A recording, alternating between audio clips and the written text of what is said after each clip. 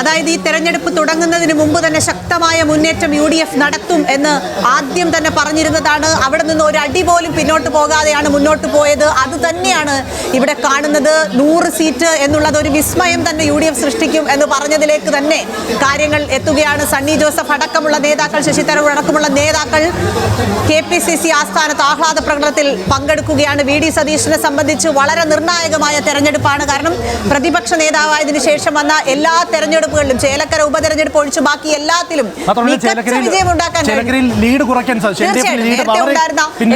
Lead കുറച്ച് ചേലക്കര ഒഴിച്ച് ബാക്കി എല്ലായിടത്തും പറഞ്ഞതുപോലെ കൃത്യമായ കണക്കുകൾ വെച്ചാണ് VD സതീശൻ ഓരോ കാര്യങ്ങളും ഇതുവരെ പറഞ്ഞിരുന്നത്.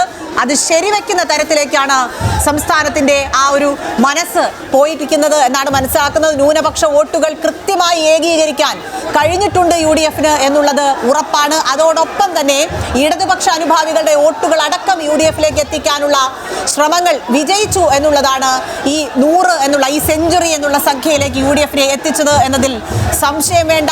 തിരുവനന്തപുരത്ത് അടക്കം കഴിഞ്ഞ തവണ 13 മണ്ഡലങ്ങളിൽ LDF വലിയ മുന്നേറ്റം നടത്തിയതാണ്. പക്ഷേ ഇത്തവണ അവിടെയും കാലിടറി. കൊല്ലം എപ്പോഴും, അതായത് തൊഴിലാളി വർഗ്ഗങ്ങൾ ഏറ്റവും അടക്കമുള്ള കൊല്ലം എപ്പോഴും ഇടതിനൊപ്പമായിരുന്നു. അവിടെയും ഇടതിന് കാലിടറുകയാണ്. പ്രധാനപ്പെട്ട നേതാക്കൾ അടക്കം പിന്നോട്ട് പോകുന്നു. ഏറ്റവും പ്രധാനമായും പറയേണ്ടത് കൊട്ടാരക്കരയിൽ KN ബാലഗോപാലിന്റെ ലീഡ് വളരെയധികം കുറയുന്നു.